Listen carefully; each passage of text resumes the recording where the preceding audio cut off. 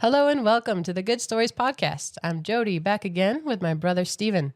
I think every episode I say something like, we're going to do something a little bit different today. And yet here we are, doing another something a little bit different today. We are going to talk about a wonderful book called Mostly Magic. It's filled with 50 or so children's stories and was published in 1958. There's a C.S. Lewis quote from the book On Stories that says, "When I was 10, I read fairy tales in secret and would have been ashamed if I had been found doing so. Now that I am 50, I read them openly. When I became a man, I put away childish things, including the fear of childishness and the desire to be very grown up. And I will tell you, while I loved this book as a kid and went through it dozens of times, it's even better now. So on we go." You've definitely heard of some of these stories, maybe ones like Jack and the Beanstalk, Hansel and Gretel, Cinderella, or even Pinocchio. And while some hold to the traditional story, Mostly Magic includes some super fun variations. In this one, Pinocchio actually kicks Geppetto in the head while he's being carved. Or Cinderella is called Cinder Wench, which seems a little rude. And her dad is still alive, but pretty oblivious, and the prince gives her oranges and citrons to win her over. Or even better than that is the young farm boy named Cinder Lad, who survives massive earthquakes when his brothers run away terrified, and then rides up a glass hill smooth as ice to win a princess. The best part about this collection of stories, though, is that they were selected based on not only magic, but on making children laugh. The introduction to this book says, "In different parts of the world, people dress differently, talk differently, but they all laugh in the same language. Humor is one of the best things to draw people together. Strangers, neighbors, families.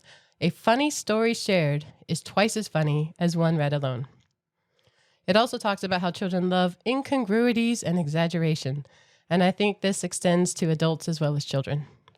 So, brother, do you remember where we got this book many, many moons ago now? I have no idea where we got this. I cannot remember a time where this book and the associated books in the collection were not a part of our life. Do you know where we got this one?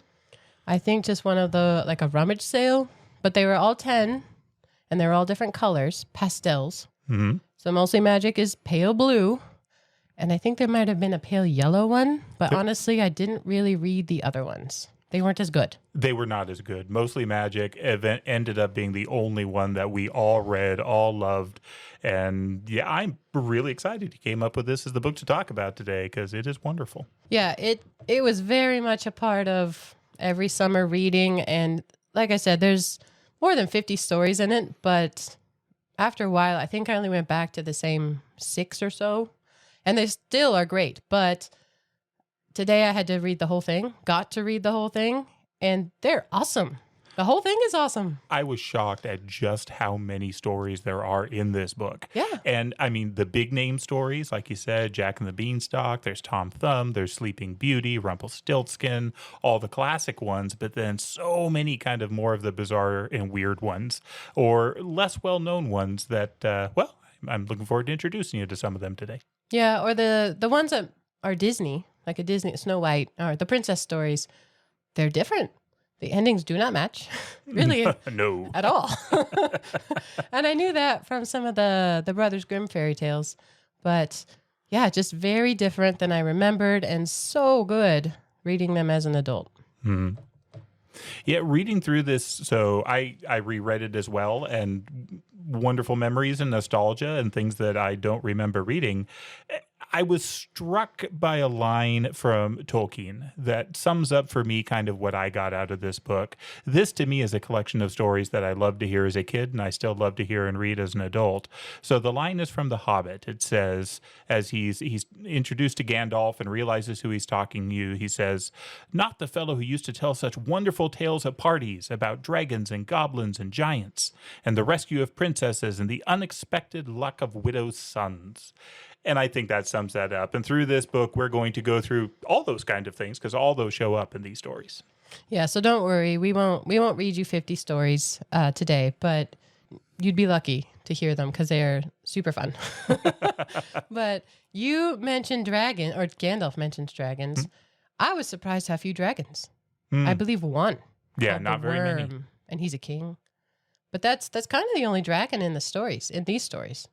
Yeah, I think you're right. That was the one. I did mark that story because, well, it had a dragon in it. Hmm. So the other thing that I thought was interesting about the preface, so some of the quotes you did were out of the preface of this, was that this was originally a 10-book selection, and their idea was to pair it, where they would have a book where there would be stories for the younger children, and then similar theme stories that you could grow up into.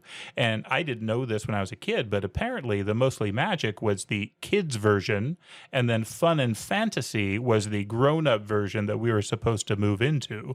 Well, I never moved into that one. I agree with Jody. It wasn't as good. Mostly Magic was what I loved as a kid and is what I still love. I think there might have been a couple in Fun and Fantasy that I picked up occasionally. I think Ricky Tikki Tavi was Wasn't it in there. pale green?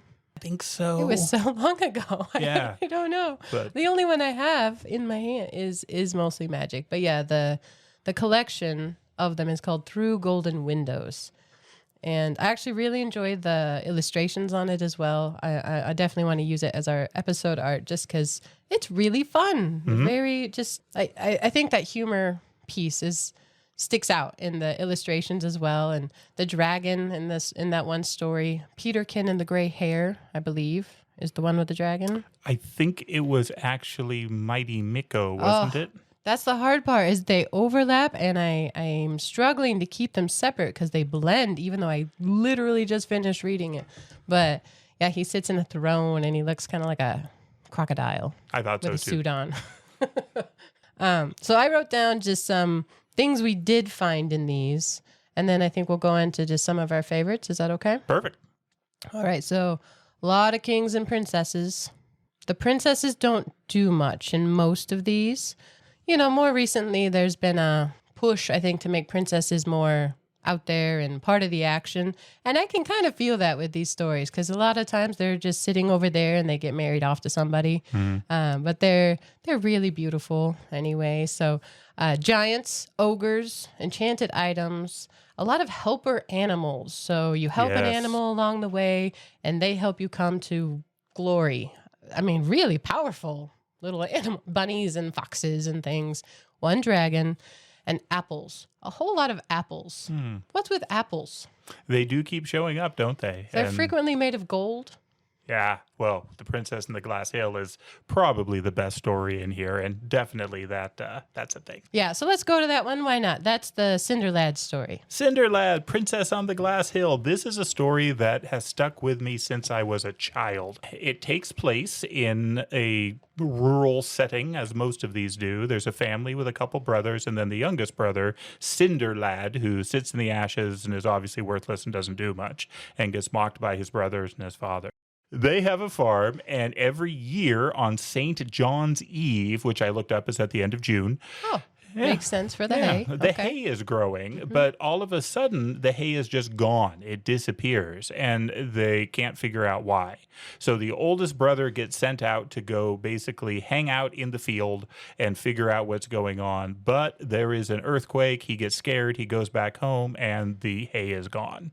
So the next brother goes and does it, and again, earthquake can't stay, and it goes all the way down to Cinderlad. And Cinderlad goes, and of course, he handles the earthquake just fine. There's all sorts of noise and drama and chaos, but he's cool with it. And But it happens afterwards, 3 times. Threes happen a lot, and I want to talk about that.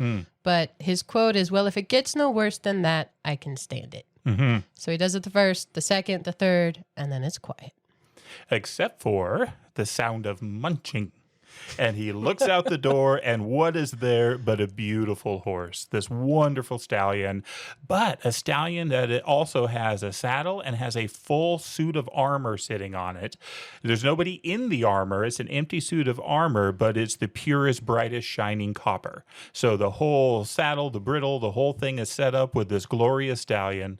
And so Cinderlad takes the horse, he leads it off to a secret place of his own, ties it up, and he goes home. And his brothers mock him and say, well, you didn't stay out there long. And he says, well, we'll see. And they go out the next morning, and the hay is there. And so they're able to gather it for the year. And then what happens the next year? It's a whole year. Every one of these instances is a year apart. Mhm. One brother, 2 brother, and then he goes once. Cinderlad goes once. So we're talking about 5 or 6 years here. Yeah. So he goes kind of from a youth to a man, I would think, in this time. It doesn't describe that. I was just thinking about it. Anyway, he goes back the next year. Same thing happens, but the earthquakes are more intense, and there's 3, and he withstands them bravely. And now there's munching again, but this time it's a horse and a shining armor of silver. Silver. So he does the same. He takes it away. He takes care of the horse for a year. His brothers mock him relentlessly. But he's kind of awesome, so... And as you said, things happen in 3s. So this has happened twice. We've got the copper horse and armor. We've got the silver horse and armor. And so the next year it's a golden horse and armor. And this all happens. And the Cinder Lad takes these and ties them up into place. And so they're secret. His brothers, his dad don't know about them. This now is where the king and the princess enter the story. And so, as is often the case, the king has the most beautiful princess in the world daughter, and he's trying to decide who's worthy to marry her. And so the challenge he comes up with is the glass hill. And it's literally this hill of glass that's near his palace. And there's a palace on top of the hill of glass, and that's what the princess is going to hang out in with 3 golden apples. Always 3. Always 3. And the idea is that the knight that can ride his charger up the glass hill and get the golden apples from the princess will get to marry her and will get to become king afterwards. There's this big tournament. There's this big gathering of all the knights from far and near, and none of the horses are even making a step up the hill. I mean, the glass hill is insurmountable to all the knights who are trying to do it. And the king's about to call it off. The day's getting late. Meanwhile, Cinder Lad's brothers have gone to watch this, as everyone has gone to watch this, and Cinder Lad begged them to let him come with them, but they said no. He was not allowed to go watch this with his brothers. And so as the day wears on, all of a sudden, one knight comes to the glass hill. Huge stallion, copper armor. Yes, you guessed it. It's Cinder Lad. He comes out of nowhere, gallops up, and he makes it a third of the way up the hill, which is far and away more than any other knight's been able to do it. And so everybody thinks, well, he's going to make it all the way. He's made it a third of the way up. But he seems to choose to turn around and run down the hill. In the meantime, the princess has seen him ascending the hill, hopes he's going to make it, gets frustrated when he doesn't, and so she throws one of the golden apples at him, and the book says that it rolled into his shoe. And then he ran away, galloped away on his horse, and everyone's left wondering who was the knight who did that. That sounds mean. I don't think she threw it at him. She rolled it down to him. It's a hopeful. I read it as hopeful. I think you're right. Not chucking it at him. In my mind, well, I just can't figure out how it could roll into his shoe otherwise. I know. If there wasn't a bounce or something that occurred to get up there. So. Again, let's not question the science an awful too much here. He does that one, and then do it again. There's 2 more apples left. 2 more apples and 2 more suits of armor. So the next one is the silver one, and the next one is the gold one. And with the gold one, he makes it all the way up the hill, takes the 3rd apple, and then gallops off away. And then what you have is basically an inverse, in some ways, of the Cinderella story, where the king basically says everybody in the kingdom needs to show up, and we need to figure out who has these golden apples. And of course, they look everywhere. Nobody's got them. They go, they ask his brothers. His brothers don't have them. The king asks his brothers, well, is there anyone else? Lo and behold, there is, but he's worthless. It's our younger brother. But Cinder Lad steps forward with the apples, and they live happily ever after. Yeah. It's a great story. Actually, I've always loved that one. So that made my list of favorites out of this book for sure. Mine too. That there was no question that was going to be on it. I've tried to think about why I love the story so much, because it has stuck with me. It was similar but different than anything I would read at the time. And I've never found it anywhere else. I guess I wasn't specifically looking for it, but yeah, it's different. It's sweet. You don't hate anybody. His brothers are kind of mean, but they're not evil like happens in other fairy tales. True. It's just very beautiful. Yeah. Well, the next story that I got out of this book that I loved, can we please talk about the 500 Hats of Bartholomew Cubbins? Yes, a Dr. Seuss that I'm sure exists elsewhere in Dr. Seuss lore and collections, but I've only read it from this book, and please go ahead. So there's 2 Dr. Seuss books in here, this one and then the Mulberry Street book. I think I right? saw it on Mulberry Street. Yeah. But this one, again, has stuck with me in the way that Mulberry Street hasn't. So this one, again, little boy who is in generally medieval times. He's wearing an old beat up hat that came from his grandfather through his dad. I mean, it has passed down the generations. It's got one little feather in it, which he loves because the feather sticks straight up. And so he's wearing his hat and he's in the streets of the village or the city. And all of a sudden, the king's carriage comes by. And this is exciting, and everyone kneels down and removes their hats as the king is coming by, including young Bartholomew Cubbins. Of course, the king's carriage stops, squeals to a halt, comes back, and the king is irate. And he asks the young lad, "Why don't you remove your hat for the king?" And Bartholomew says, "Well, I do, sir. It's right here. I'm holding it in my hand." And he says, "Well, what's on your head?" And it turns out that every time Bartholomew Cubbins tries to take a hat off his head, there's a new hat that is remaining in place. And so the king is furious because this is obviously rebellion. He's not willing to take off his hat. And so young Mr. Cubbins continues to take them off one after the other. He's counting as he goes 1, 2, 3, 4, 6, 8, 12, 20 as he's trying to take them off. And then you have this really interesting progression through the king's court. Did you notice that? Mm-hmm. The different? So he's got, okay, if he's not going to take off his hat, we'll take off his head. The executioner will take off his head. And so he goes down to the executioner, who's a surprisingly nice fellow. And the executioner says, "Well, I can't do it if you don't take off your hat. That's the rule." So he tries, and he's always surrounded by a pile of hats. And somebody's keeping count, the scribe.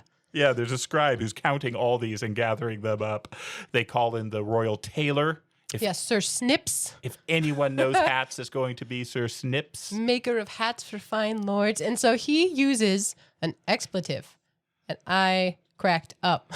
Oh, I don't remember that. He goes to push off the hat, I think with his thumb, very pompous, because he knows hats. He pushes it off, and another one's there, and he yells, "Screebies!" I enjoyed that very much. That's great. He brings in some magicians to try and get the hat off, and they recite an incantation. And the king is asking them, "Well, I still see the hat. Did it work?" They're like, "Oh, king, it worked." "Well, I still see that." "Oh, well, it's going to take 10 years. Well, not Obviously. Fast enough for the king. And then there's this wonderful, terrible character, the king's nephew. You skipped the old men. Tell me about the old man. The oldest man who knows all about their kingdom, and he comes in and says, "I don't know. I think he doesn't actually speak, but he doesn't know." And they're calling his dad, who knows about all the kingdoms and all the other ones and all the rest of the world. And he comes in and he's so old and he doesn't know. And so, okay, call his dad, who knows all about their kingdom, all about the world, and all the worlds that will be. And he sure doesn't know either. So yeah, then we get to his punk nephew, the Grand Duke. The Grand Duke Wilfred. He's terrible. This is the He really snottiest is. little kid you're ever going to encounter. And so he decides he's got the solution to this. He pulls out his little bow and arrow and starts shooting the hats off his head, doing his William Tell impersonation. Obviously scary for poor Bartholomew, but every time he does it, another hat shows up, so that doesn't work either. Well, this gives them the idea, though, that if the nephew's toy bow can't do it, maybe a real bow can do it. And Call in the yeoman. the yeoman of the bowman is one of my favorite names in this story.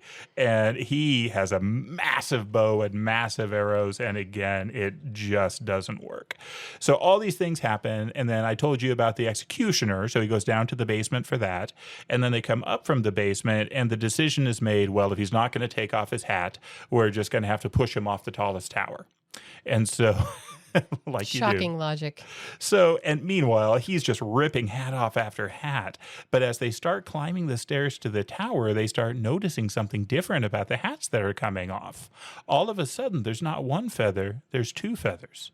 And then there's 3 feathers. And then there's ostrich feathers, and then there's jewels. And by the time they get to the top of the tower, the hat that Bartholomew Cubbins is wearing is the most magnificent hat that you can possibly imagine. Massive feathers, silks and satins, Huge ruby. jewels. Yeah, it's just huge, where all of a sudden the king starts to think, maybe I want that. Yeah. And so the little Duke, though, isn't having any of this. The nephew decides, no, I'm just going to shove him off, even when the king says don't. And delightfully, the little guy gets caught up and spanked by the king for disobeying. So there's some comeuppance to the nephew, which is satisfying. And then he offers Bartholomew Cubbins a lot of money for the hat. And Bartholomew Cubbins says, sure. He gives him the hat, and as he pulls the great hat off his head, he feels the wind in his hair. This was the 500th hat dutifully counted by the scribe, and finally he is free of it and now gets to go home quite wealthy. Yeah, it's a really sweet story. There's one called Godfrey Gordon Gustavus Gore that I had forgotten entirely. But doesn't it sound like a Dr. Seuss? But it isn't. It was written by somebody else. But Godfrey Gordon Gustavus Gore won't shut the door. So it's this short little thing about being polite. By William Brighty Rands. I don't know anything else by him. Didn't look it up, though, to be fair. But, yeah, it's just a sweet little story about this little kid who won't shut the door. And they do all the things, and they rhyme things with Singapore. You know, it's really fun. So I enjoyed that one and thought it sounded very Dr. Seussy. So he was in good company.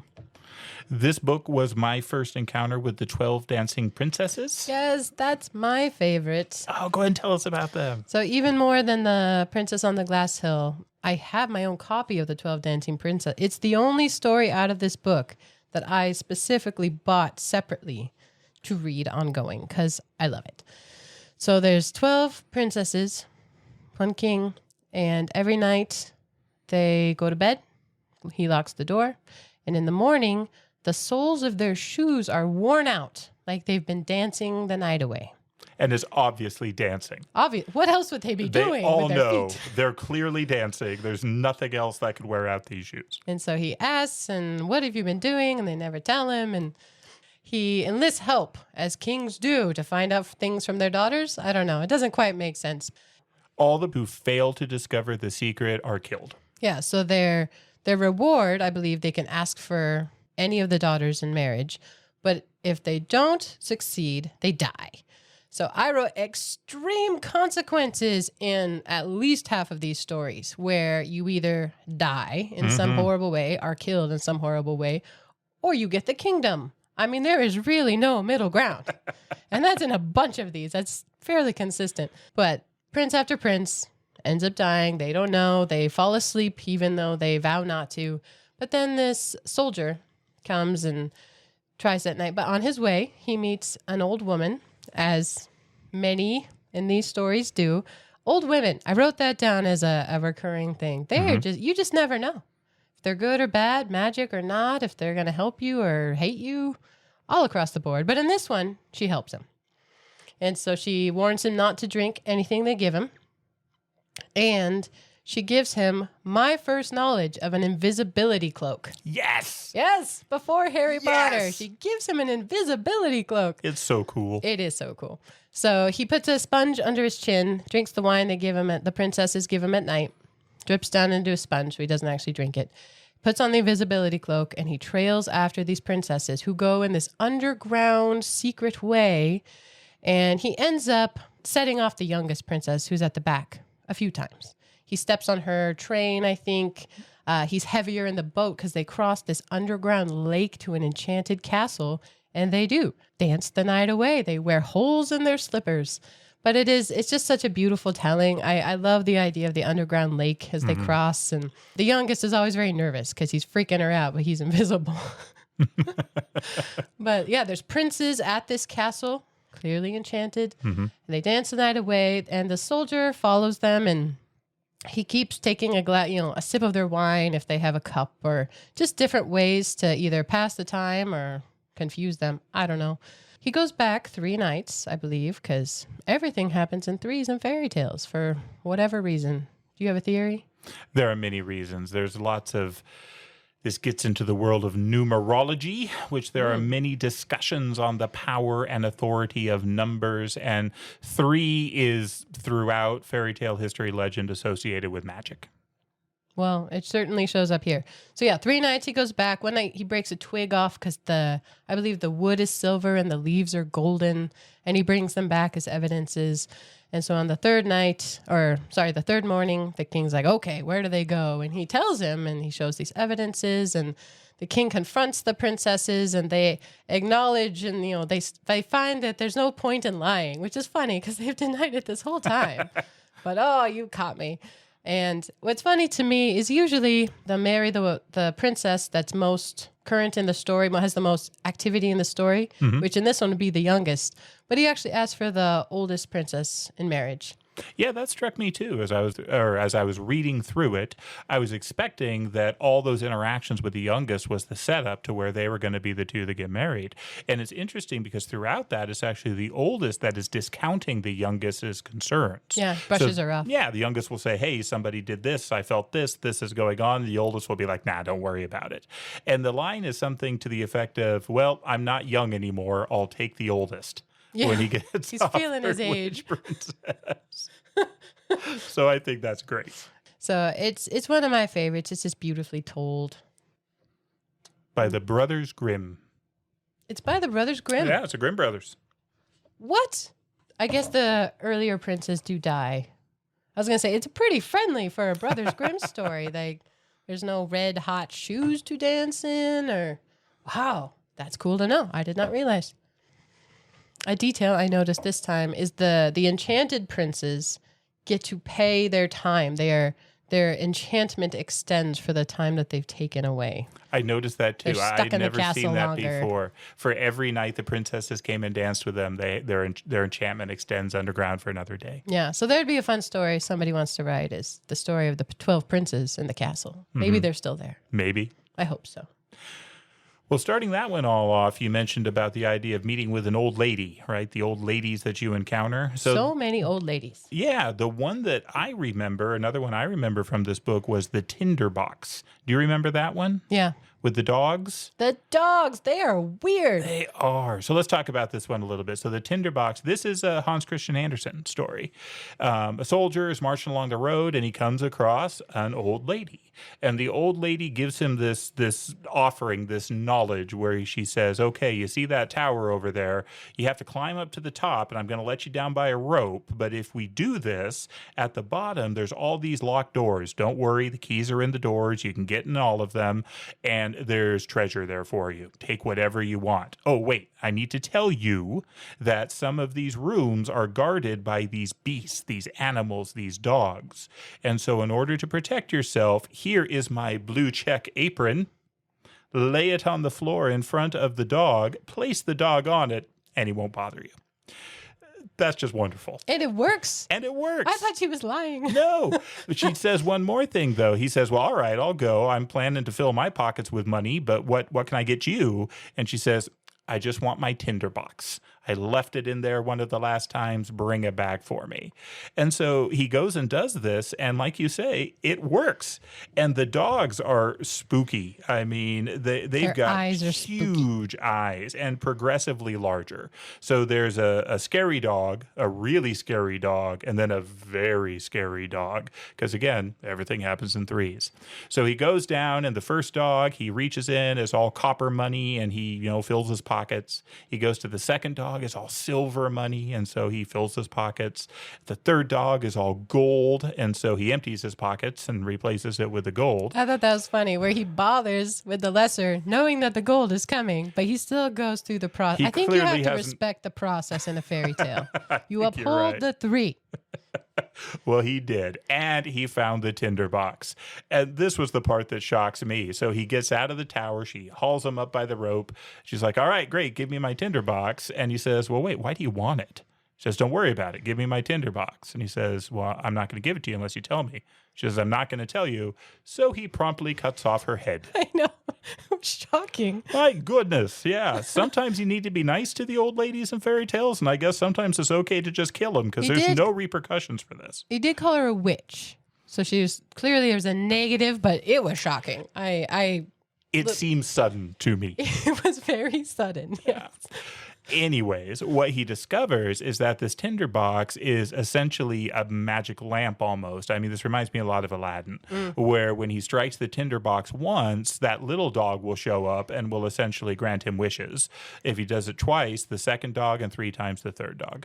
And so what he ends up doing is he becomes a name in town. He starts spending money. But he's nice to people, and that surprised me because he chopped off the lady's head.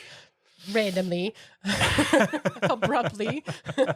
But he does. He gives away a lot of money, and because he remembers being poor himself. And so, other than the whole murder thing, he's a pretty decent guy, it sounds like. But he ends up discovering the power of the tinderbox every time he runs out of money. So he runs out of stuff, he loses his friends, has to move into a small place, and then, I can get whatever I want sort of thing. Well, this process goes on for a while, but then he ends up getting in trouble. So he sends the dogs to try and bring the princess to him. There's always a princess. This is the beautiful one. And so the princess gets brought to him by the dogs, and he falls in love madly with the princess. Well, the princess tells her parents, hey, I'm being taken by a large dog to a random guy at night.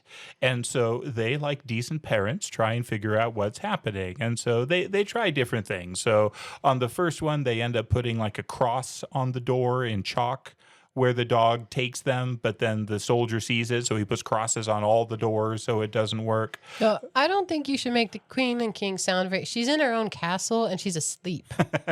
So she's relegated over there. Fair. And she has a dream about the dog. So it's way less creepy. Okay. When you say it that way. There you go. You got it. Still weird, less creepy. Yeah.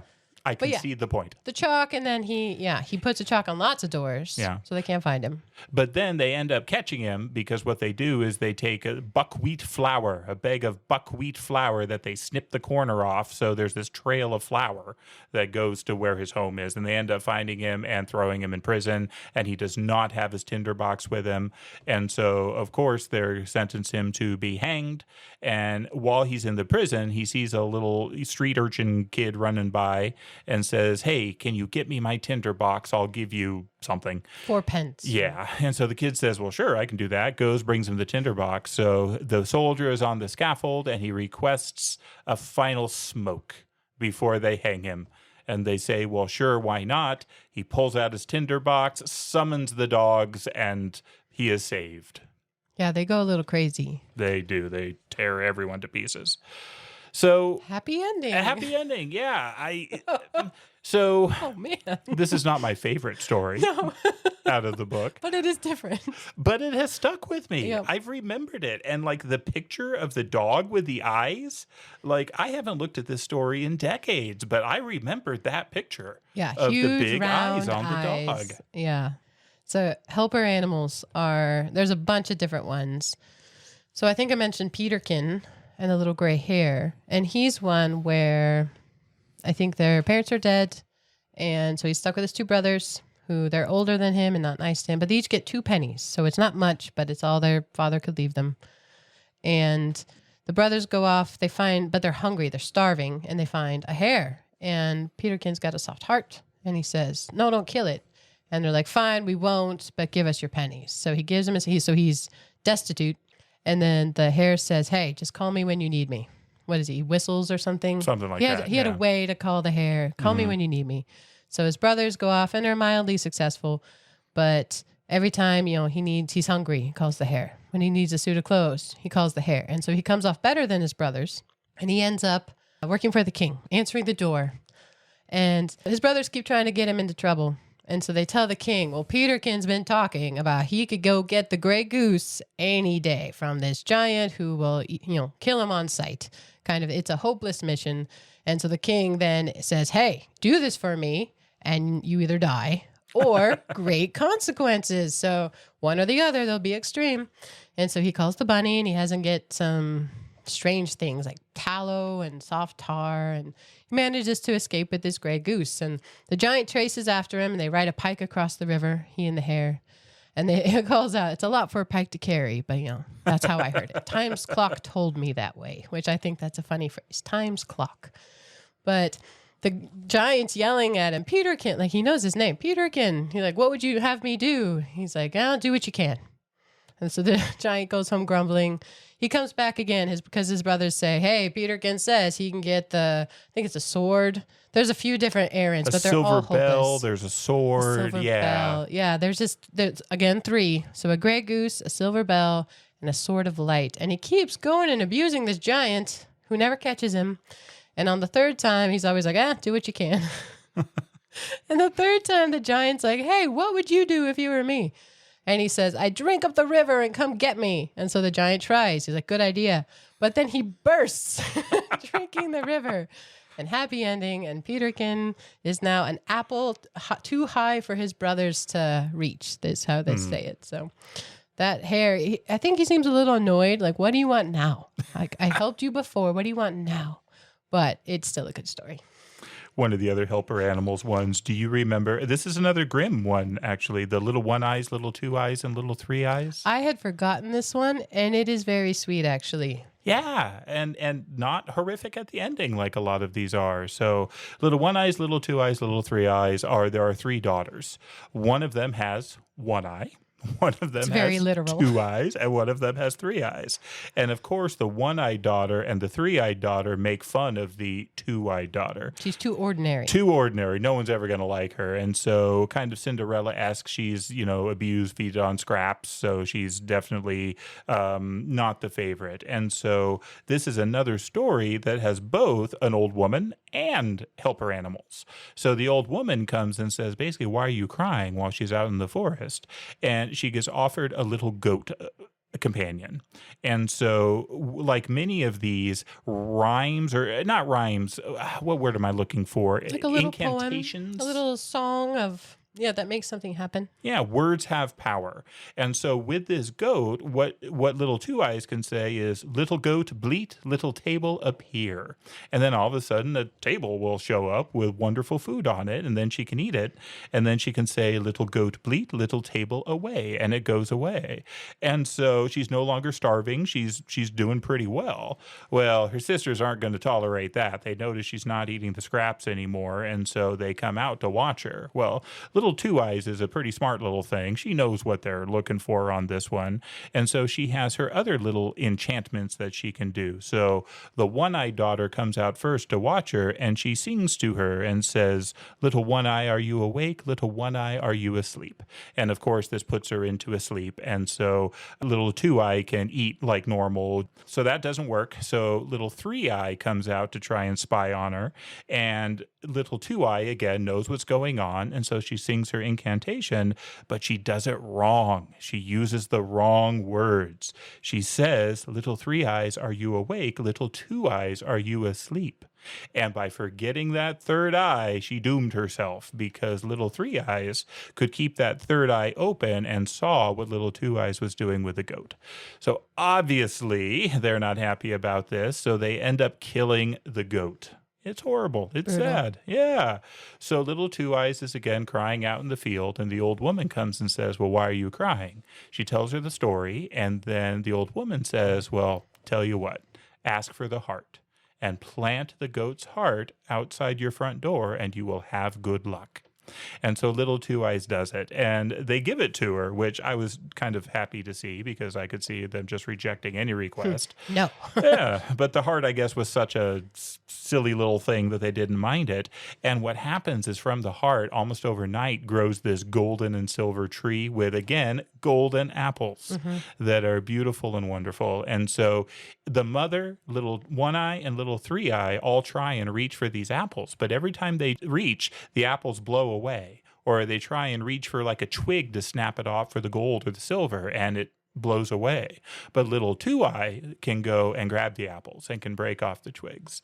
And as you would expect, eventually what happens is a knight drives by, sees this wonderful tree, asks for an apple. Little 2 eye is being hidden in a cupboard somewhere, but she rolls one of these golden apples out. She's discovered by the knight, and he takes her away, and they live happily ever after.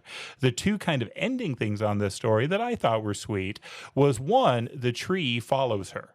It's her tree. Yeah, so the stepsister or the sisters and the mom assume that they'll still be able to make money off this tree even if they don't have little Two Eye anymore. But no, it just goes up and follows her. And then the other thing I liked about this that's different certainly from a lot of Grimm tales is that at the end she notices her sisters begging at the door several years later, and they're actually reconciled. So she's kind to them and they're kind to her at that point, which you don't see at the end of a lot of these fairy tales. Turns out no. And that was nice. I agree.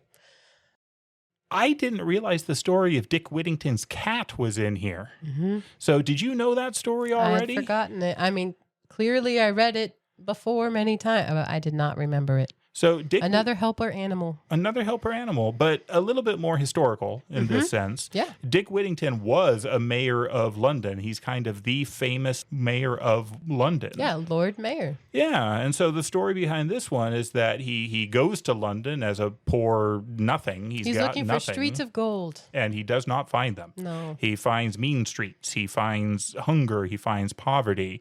He ends up getting taken in. He gets a job here and there. One family allows him to stay with them, but the cook is very mean to him, makes him sleep up in an attic with all the mice and the rats.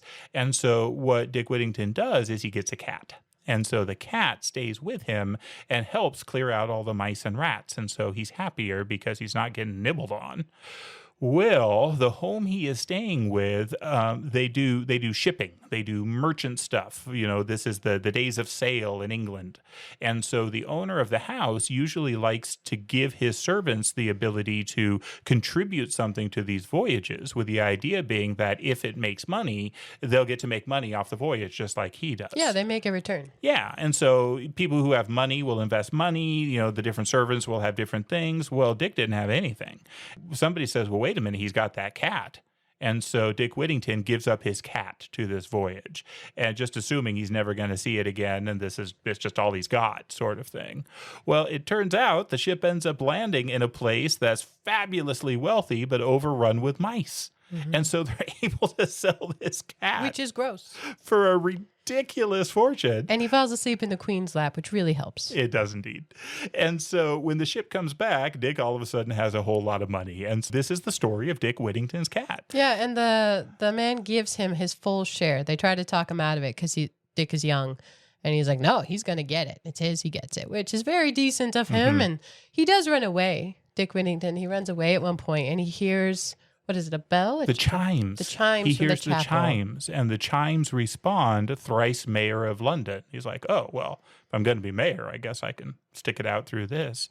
And one of the things I'm interested in, or I'm curious about, and I don't know the answer to this, but there are something called the Whittington chimes. So if you're interested in clocks at all, which I am, there are certain classic chime patterns that occur, and the Whittington chimes or the St. Mary's chimes, they're the same thing, are usually kind of the second most popular after the Winchester chimes. And I would be very interested if those little poems that he hears as he's hearing the chimes, if those are to that tune. I wonder if they are. I think it would be cool if they are. Well, I am not knowledgeable in clock or chime lore, so you'll have to let us know. That seems like a much more you thing than me. So I put down hunger as just an overwhelming commonality between these stories. So many times your hero, your heroine is hungry. And they either make decisions because they're hungry, or they do something out of hunger because they want to eat, or they're looking for food, or they make a good decision despite being hungry. And so it's so common. And I think that is very telling. Hunger doesn't tend to be a thing that we think of so much in stories anymore. Mm-hmm. But I think at this time, especially in Europe, you know, people were hungry. Children were hungry on the streets. Dick Whittington was hungry on the streets. It was something they knew, something they experienced. Charles Dickens, the same sort of thing. It's amazing how many of characters are truly hungry. George MacDonald, when you read through his novels, it's amazing how many of his characters are truly hungry. And that strikes me every time, because I am not. I am well fed. And when you're hungry, it's not like that. Not starving, thankfully. King Arthur and Merlin come up in one of these stories. Do you remember which one? Tom Thumb. Tom Thumb, yes. Yes. Do you want to tell us about Tom? So Merlin is wandering through the forest like he does, and he comes across a poor but honest family who can't have children. And the mother says something to the effect, well, spoiler, the soon-to-be mother says something to the effect of, I would love to have a little baby, even if it was no bigger than my thumb. And Merlin thinks that's hilarious. He's like, good idea. So it happens. And so they give birth to little Tom Thumb, and he's no bigger than a thumb and never gets bigger than a thumb. And he has many a story and many an adventure. Lots of interactions with common things like, baking becomes very dangerous, falling into pots, things like that. But he ends up making his way to Arthur's court, where he's a big favorite with almost everybody except for the queen. The queen is very mean to him, but he ends up getting money to take back to his family. He ends up becoming very noble at court. He ends up riding a mouse and fighting with a needle and doing all sorts of heroic things in his small way. And his demise is quite tragic, I think, where he is overtaken by a spider's breath, which might be the grossest way I have ever heard of that you can die. It's pretty bad. Oh, man. But he is memorialized by Arthur, which is pretty cool. Yeah. So I just like that Arthur and Merlin showed up in at least one of these as well. Yeah. Be careful what you say to traveling wizards. Yeah. Mind your wording. It seems to matter quite a bit. One I thought was interesting. I'm trying to find the full title. The Brave Little Tailor. Yes. So I put it as a category of big talkers. There are some big talkers in these stories. The Brave Little Tailor works out all right. The half chick, not so much. No, it does not work out well for the half chick. No. So the Brave Little Tailor thinks a lot of himself. He kills 7 flies at a blow. And so he embroiders it into his waistcoat so everyone will know of his grand exploit. He does not say flies.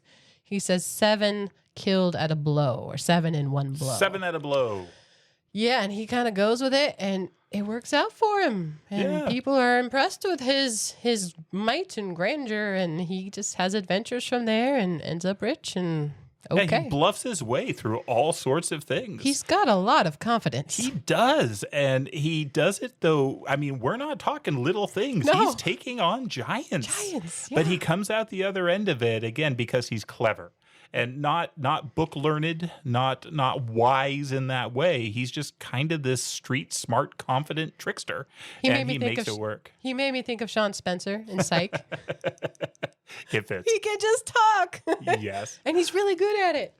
And of course, this is one that Disney did a pretty good job with Mickey and the Brave Little Tailor. I have not seen that. Oh, it's good. It's worth watching. Okay. Well, the half chick, I believe, is a Spanish tale, and he's part of a flock of brothers and sisters who are way better than him and whole. He is literally in half vertically. He's got one side of him.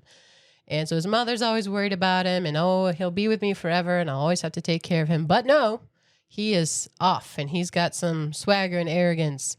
And so he decides he's going to see the king, as a half chick does. I don't know. He's very confident. But his big talk gets him in trouble because the stream is stuck and he doesn't help. The wood is stuck and he won't help. The wind is stuck in a tree and he won't help. He's like, hey, I'm busy. Take care of yourself. On my way to the king. On the way to the king. Top priority. But then when he gets toward there, not everyone's as kind as his mama. He ends up in a pot to be cooked and then ends up burned and tossed out. And so on the weather vane, he is the half chick, the vertical weather vane that reads the wind. Or it posted him up there because it would help the wind get out of the tree. So that's a lot more moral of a story, more Aesop fable-y. Yeah, and it is in that way too, because when he's in the pot, things like the water won't help him because he didn't help the water. Yeah. The wood that's heating the pot won't help him because he didn't heat the wood. And then finally, the weather vane. Yeah. So we talked about a lot of princesses, and there are many princess stories, but there's also a lot of fox stories. Yeah. Mostly bad foxes, a couple good foxes. Do you have any favorite fox story? I think my favorite fox story is Mighty Miko. Yeah. Yeah, it reminds me a lot of Puss in Boots, which is also in this one. But since there's a lot of overlap between the two, maybe we'll just stick with the Mighty Miko. Sure. So again, poor boy, he sees his mother die and is heartbroken, but he knows, well, okay, I've still got dad. Dad's still around, and then of course his dad dies because it's a fairy tale. Well, his dad, though, gives him some advice. His dad says that, well, we have these snares, these traps for catching animals. The first one you catch in the wilderness, don't kill it. Bring him home, save it. And so he does. And this is the fox. And then the fox, out of gratitude, does all sorts of things for him through the rest of the story. This is another one that's a big talker kind of thing. So he basically... The fox is a big talker. Yes, the fox. Miko is just kind of along for the ride in this one. But the fox asks him basically, well, what do you want? And he says, well, I think I kind of like to be married, but that's just not going to work. I'm too poor. It's not going to happen. The fox says, well, would you like to marry the princess? Sure, I would. Sign me up. Yeah. And so then the fox gets to work. And the fox, a whole series of things he does. He gets an audience with the king. And so he goes and talks with the king, and he begs for the loan of a bushel. Can I borrow a bushel, a measuring bushel? And the king says, why do you want a bushel? And the fox kind of says, hush, hush, hush. Don't you know Mighty Miko? He's like, no, I don't know. Do I? Do I know Mighty Miko? He's like, he needs this. Will you loan Trust me. And the king is impressed, sends the bushel. And so the fox manages to find some silver and some gold. Not a lot, enough kind of in the pocket. But he ends up like tucking it into the different holes in the bushel. So that when the king gets the bushel back and the fox says, thank you, the Mighty Miko is grateful. The king looks to say, what was he measuring with this? And it looks like he's measuring his wealth. It looks like he's using a bushel to measure silver and gold. So you get this artificial elevation of how impressive Miko must be. Excellent marketing. Indeed. And it keeps going from there. The king wants to meet him. Can I meet the Mighty Miko? And the fox is like, you don't understand, sir. He's used to nice things. Your castle is good, but it's not at the level of Mighty Miko. And I mean, you couldn't support his retinue if he came here.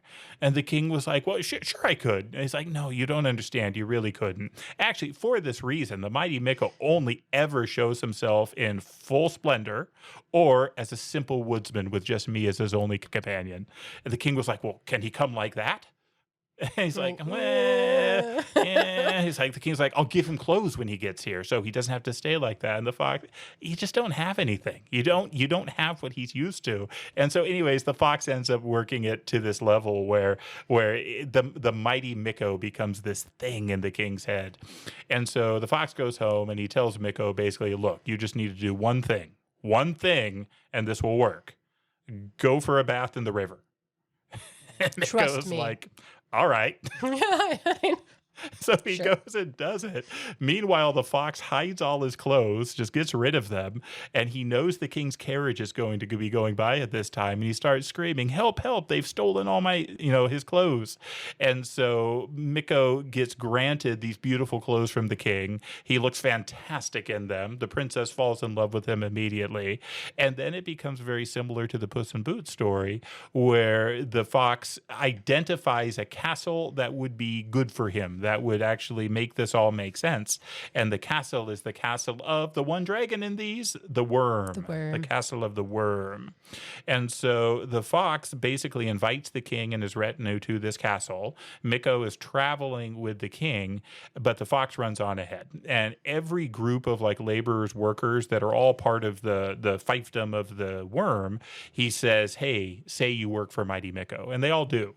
And so by the time they're at the castle, the king is convinced that he's got this huge stretch of land with all these workers. Well, the fox goes into the dragon, and you have to understand the dragon is old at this point. It describes him as being fat. He has not been doing many knightly deeds lately as a dragon. And so Fox comes in and says, basically, hey, I hear you were amazing once. Sorry you're about to die, and goes to leave. And the dragon's like, whoa, whoa, whoa, what do you mean? He's like, well, don't you know the king is coming to kill you? And this freaks out the dragon, and the the worm, and he says, well, can you hide me? And the fox says, well, sure, I think I can. So he hides him in this like outhouse, which he then promptly sets fire to, burns up the dragon, and now this entire castle belongs to the mighty Miko. And they live happily ever after. And they live happily ever after. Yay! Yeah, and Puss in Boots is very similar, but it's a cat doing the talking. Mm-hmm. And it's not a dragon. I think it's an ogre's castle or a giant, but very similar in story. Also good. And to kind of go back to the very beginning of this book, there's one called The Pancake.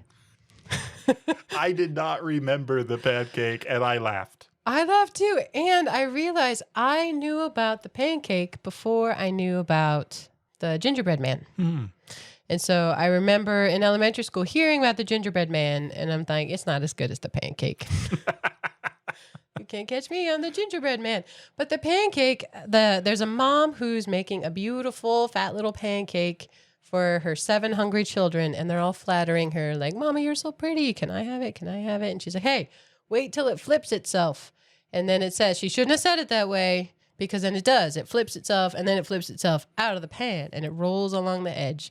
And much like the gingerbread man, everybody wants a bite on the way. He rolls by a chicken and a dog and what, they all want a bite, and they're like, hey, stop. And he's like, nope, keep it going. But instead of a fox at the end, it's a pig who he arfs him at the end and ended happily for the pig, happily ever after for the pig, but not for the pancake. But I do like that one.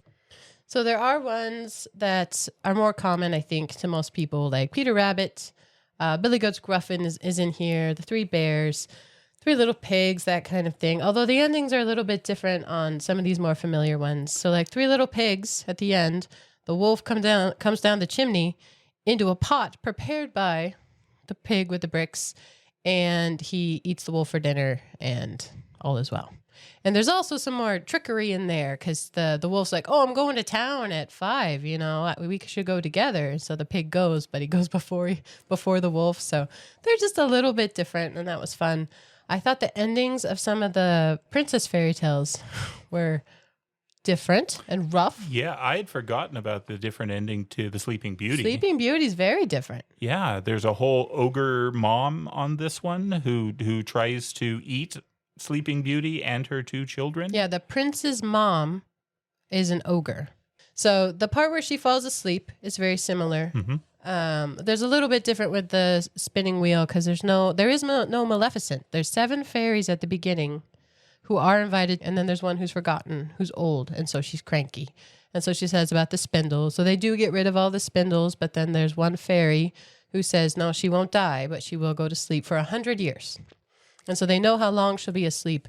And so when she does prick her finger, that fairy comes. There's a dwarf with 7 league boots, because she's far away. So he can get there super fast. He can go let her know and get back really quickly. I enjoyed that. But they put the whole castle to sleep, and it's covered around with thorns and things. So the prince, 100 years later, he's from a neighboring kingdom. He's like, ooh, I can fix that. He's valiant. And so he goes and he finds her, and she just happens to wake up when he's there, because the time has passed. And so the enchantment expires at 100 years as well, because they wanted someone to take care of her when she woke up. The king and queen would be gone. And so he's there, and they get married, and they are secretly married for 2 years and have 2 children, Dawn and Day. But he still goes home at night to his mom and dad, his king and queen. But when his dad dies, he announces that, yep, I'm married, and she moves in with him, with their children. But yes, his mom is an ogre, twist, and wants to I don't remember eat that them. from Disney. No, it's a little shocking. So yeah, he's away at war, I think. And they actually named the town. It has a funny name, Cattleboot or something like that. Fortunately, we have a kindly cook. We have a kindly cook who takes pity on them. He hides them with his own family. And then she wants to eat the queen.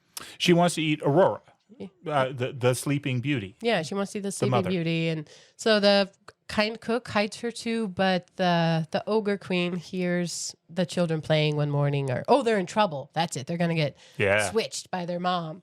And so she knows. So behave, children. Yeah, that's what we learned from these. Oh, my. But the king does come back in time, and they're safe. Yeah, very different. No Maleficent. That was entirely different than the Disney one. I'd forgotten. I had some dark endings is kind of a common theme. So the Three Little Pigs, where the wolf gets eaten, the half chick. There's also one, and it's shorter, called The Cat and the Parrot, which is different. So the cat and the parrot get together for dinner, and the cat, he's greedy. And the parrot's super cool, and he feeds this cat so much food. He gives him 500 cakes to end the meal. He tries to only give him 498. Yeah. Because he wants 2 for himself. So selfish. Oh, man. No, this cat just keeps eating and eating and eating.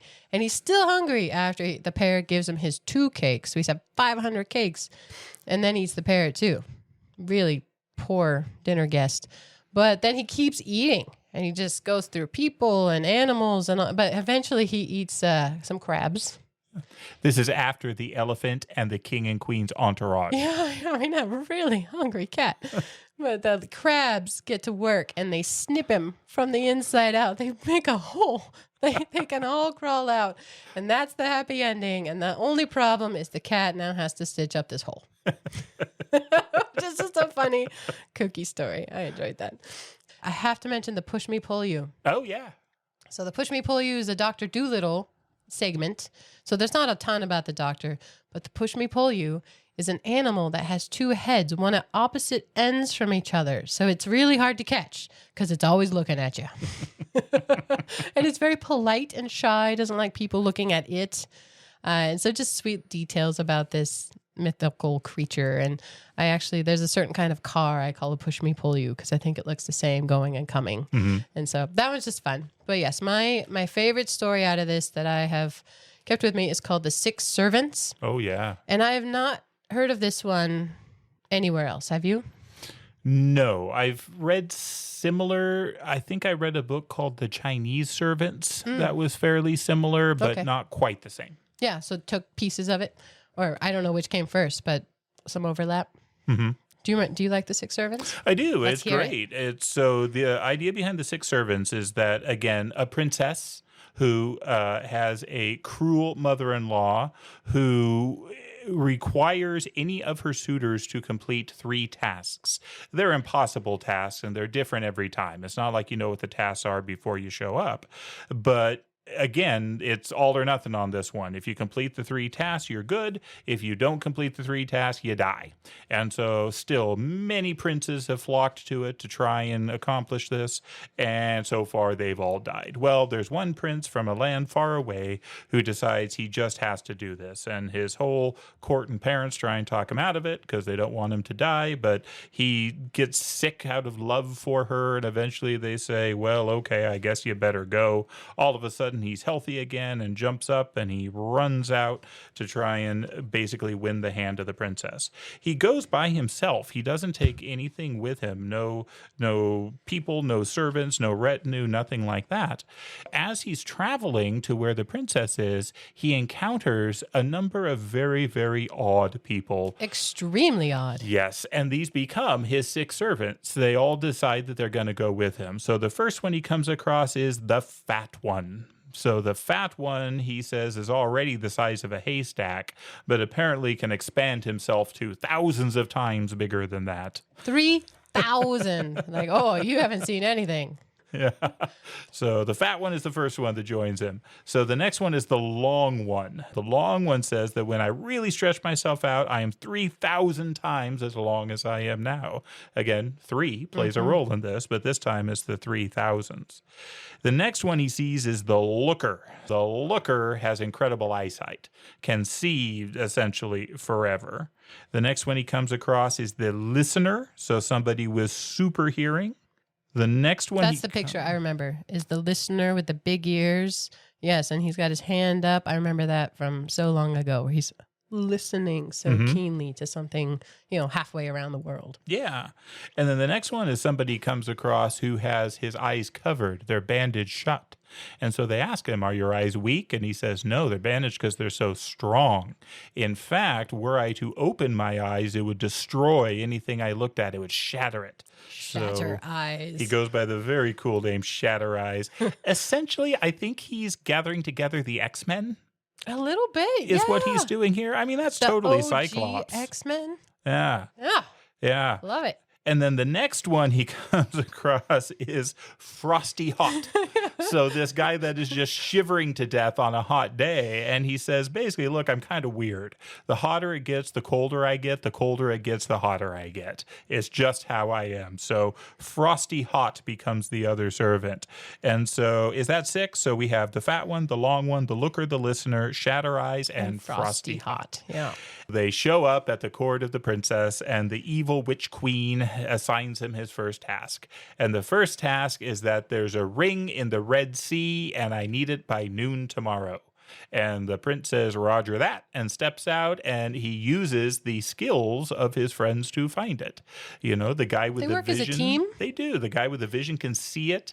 The long guy can stride there in no time at all. They can reach down to it and take him back. Well, the fat man drinks it, the Red Sea. The fat man drinks the Red Sea. And he does so not they can burst reach it. like the giant in that other one. He takes it all, and they get the ring, and so the tasks come and they accomplish that. It's a great story. Yeah. I love it. It's different. Well, that's just the first task, though, Yeah. right? So task number 2 is they put him in a room with like 300 casks of wine and say, you need to drink And this by oxen. tomorrow. And oxen. And he says, well, gladly can I bring a friend. Yeah. Right? Such a merry feast needs company. She says 1. You can bring 1 person. And the fat man steps up. He does his job and he takes it out. So that one's not even hard. What's funny is he's not even super full. He takes a happy nap. He's contented. So yeah, he really shows his mettle in steps these up. tasks. Yeah. The third task is basically that he has to sit with the princess with his arm around her all night. And that if she's gone in the morning, then he loses, sort of thing. And so the prince is pretty stoked about this one. And so he sits with the princess. The long guy wraps himself around them so no one can get at them. The looker and the listener are on guard. The fat man sits in front of the door so no one can get in. They're ready. Well, it doesn't work. So the queen puts them all to sleep, and the princess gets taken off. And then they wake up, and they've got some time, though. And so again, they use their powers. The hearer can hear that she's crying for help somewhere far away. The viewer, the eye guy, can finally see that she's entrapped in this rock. The long guy gets them there, and then Shatter Eyes steps up. It's his moment. Yeah, Shatter Eyes looks at the rock, and the rock is gone, and they're able to take her back, and everything is good. So he's finished the 3 tasks. He's won, but the witch isn't going to give up yet. So she has the princess largely in her power, and so she makes the princess demand 1 more task. The princess demands 1 more, and the witch has got a great idea for this one, and it's a bonfire. So it's a massive bonfire that somebody has to be willing to sit in overnight in order for this to go through. And the witch thinks she's got this because no one's going to volunteer to sit in a bonfire. Well, we have forgotten about Frosty Hot. Frosty Hot almost dies because he gets too cold in the middle of this bonfire, but he comes out all right in the end. And then to wrap it all up, Shatter Eyes steps up once more. He looks at the evil witch. Boom, she's gone. And they live happily ever after, except for the evil witch. Excellent story. There's another one, and then we'll wrap up, because I enjoyed the twist ending. Lazy Jack. Oh, yeah. That one wasn't one that like stuck out, but I remember the picture from that one. I remember the picture. So what happens with Lazy Jack? Well, he's lazy. Very and his much. mom has something to say on each thing. And he's like, yep, I'll do that. Yep, I'll do that. And so he tries something different each day. But the twist ending, really, nothing goes well for Lazy Jack at all. No, because everything the mother recommends to do for the one before doesn't work for the next one. Mm-hmm. So like he gets money on the way home from a job, and she says, well, you should have put it in your pocket because he lost it. And so the next job he gets paid in milk, which he tries to put in his pocket, and that doesn't work. Everything she recommends would have been good for that day, but isn't good for the next day. Yeah, it doesn't apply. And so in the end, he ends up carrying a donkey home on his shoulders. And this girl, who is she mute? She's Deaf and dumb. Deaf and dumb. Mm-hmm. And she sees him and she laughs. Mm-hmm. And it cures her. And it's the happy ending is she's fixed and her dad is so happy. And so they get married, and that is the happy ending because he carried a donkey on his shoulder and made a girl laugh. He was following his mother's advice. Yes, but a curative laugh. I had forgotten about that ending. Did not see it coming. Really good. That is beautiful.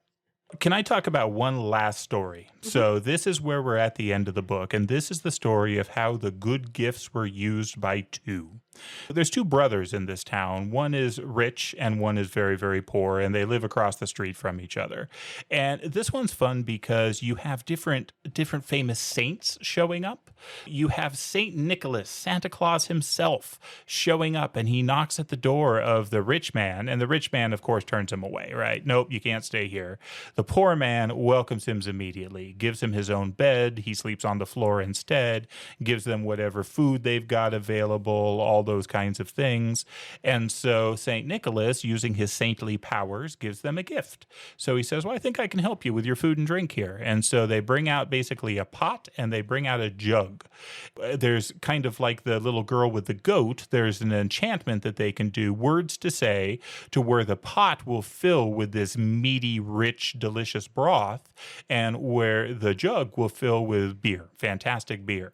So they've got no end of broth, no end of beer, and they say they've got the words to say to make these fill, and then they have the words to say to stop them from filling. That's because important. If they don't, they're just going to keep on going. And then St. Nicholas leaves, and the poor brother and his wife are very happy together. Well, this irks the rich brother. He notices that they're doing well and says, hey, what's going on with this? Finally, the poor brother explains it to him, and so the rich brother says, I've got to have it. I've got to have it. What's it going to cost for me to get that pot? And finally, the poor brother says, 200 pieces of gold. And the rich brother says, done. So he takes the pot and he says the words to start it bubbling, but he can't remember how to stop it. So what you have then is this town about to be flooded by beer and broth. And so the rich guy goes back to the poor brother and says, well, how do I stop this? The poor brother says, well, wait a minute. It's going to cost you. So he gets another 200 gold and the pot and jug back from the rich brother. Well, things go about like this for a while. Apparently up in heaven, St. Nicholas is talking with St. Christopher. Then St. Christopher comes down and has a very similar experience. He goes to the rich man won't talk to him. The poor man welcomes him in and gives him, feasts him because now he's got all the food he wants. And they fix his shirt. His It's wife very kind. notices that his shirt is done. So while St. Christopher is sleeping that night, she makes a new shirt for him and just gives it to him. And then the poor man now has some money from his brother. And so he gives money to St. Christopher before he goes. And St. Christopher basically says, you know what? I'm going to give you a gift. I'm going to give you something back. He says, whatever you started doing this morning, you'll still be doing tonight. Now, that's a weird statement. And I remember reading this like, what is that? Well, the poor man and his wife thought it was a weird statement, too. They didn't really understand what he was saying. They talked about it a little bit, tried to come up with something, and then they realized, we're not getting anything done here. So the wife's like, you know what? I'm going to go fold the rest of the fabric that I was making that shirt out of. I'm going to get that done. And then the guy's like, yeah, I should probably pick up the money that I gave him, too. So the poor man starts counting the money back into the sock, and the woman starts folding this very nice fabric. Well, they do that all day. And so the money just keeps multiplying. It fills the whole house because he counts from morning until night. And the fabric, this rich, costly fabric, just keeps multiplying because they fold it throughout the day. These very well-intentioned, good, humble people, by just doing their work, by just getting the job done, end up being incredibly blessed with this fortune and this material goods. Well, again, the brother is jealous about all this and grumpy, and the rich brother says, okay, if they come back, send them to my place. Yeah. You've had this twice, right? Send it to my place, forgetting the fact that he turned him away twice. Sure. But the poor man was like, sure, yes, I will do it. The next time is both St. Nicholas and St. Christopher come down, and they knock at the poor man's house first. And he says, I'd love to have you back in. You're very welcome, but I did promise my brother that he'd have the first crack at you. And so they're like, okay. And so they go, and the rich man feasts them. He pulls out all the stops to impress them. I mean, whole new suits of clothes, the whole bit. I mean, it is quite the party, it sounds like. The next morning, as the saints leave, they say, well, tell you what, we'll give you the same gift. The same thing you do in the morning, you'll be doing this evening. The same gift that made the poor man wealthy. And so the rich man and his wife, they start talking about this in earnest, right? What are we going to do? How are we going to make the most of this? And as they're talking a little bit, finally the wife says, you know what, whatever it is, I'm going to be doing this all day. I'm not even going to feed the pigs today. Tell you what, I'll throw some water in their trough, but that's it. And so she goes and throws a thing of water in the trough, about to go back and do what she's going to do. Well, too late. She started doing something. She poured the water in the trough. All day, she's just pouring water into this big trough. The man looks out the window. He's still thinking about what he's going to do. And he says, well, that's a waste. He realizes what's happening. So he goes down, grabs a stick and starts beating her. Well, he has started doing something, and so that's going to happen all day. They waste the gift. And not only that, but they have this punishment basically on them, Well, especially the wife. Everybody comes and laughs at them too. Yeah, the whole town comes and points and laughs. And so I think it's this wonderful, wonderful story about how, a gift may not necessarily be good or bad. A lot of it is based off of the people who receive it and how they use it. Yeah. And I think there's a lot of beauty to that. And it reminds me, when it comes to fairy tales and it comes to these kinds of stories, it feels like there's almost a language here. You start reading these and you get a sense of, oh yeah, well, of course it's going to go in threes. Of course this is going to happen because there's a language that occurs with it. And a pattern. And one of the things, being a big C.S. Lewis fan, in one of his books, he talks about one of the characters who's just not doing anything right. He says because he hadn't read the right books. He didn't know the pattern. He didn't know the language. And I really do feel that Mostly Magic, this compilation of stories, you could do a lot worse than reading these to learn that language and learn that pattern. And so that's the moral I would give out of our time here. And there is a quote in one of these. Jody, do you want to give the quote? That is the small kernel to this great nut. And with that, let's turn the page, and we hope that you join us for our next chapter. Thank you so much for listening. If you're willing, please take a moment to give us a 5-star rating and follow the Good Stories Podcast Facebook page. It only takes a moment and helps that algorithm wizardry that lets other people learn about our podcast. Thank you.